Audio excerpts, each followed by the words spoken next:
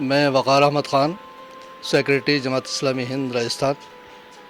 मुझे आप लोग जो आए हैं उनके ज़रिए मालूम हुआ कि आपका ये चैनल तस्नीम टीवी ये शुरू होने जा रहा है, और 15 अगस्त को जो राष्ट्रीय फेस्टिवल है तो उस पर ही शुरू हो रहा है। तो दोनों काम शुभकामनाओं के साथ, और मुझे बड़ी दिली मसरत है कि उर्दू का ये चैनल शुरू हो रहा है, और जिसमें ज़ाहिर है कि तमाम मुल्क के जो मसाइल हैं उन पर बातचीत होगी, गुफ्तगू होगी, और बिल्कुल शफ़ाफ़ियत के साथ और साफ़ तौर पर लोगों के मसाइल आप हज़रात पेश करेंगे। बहुत ही शुभकामनाओं के साथ दिली मुबारकबाद आपको, तस्नीम टीवी को।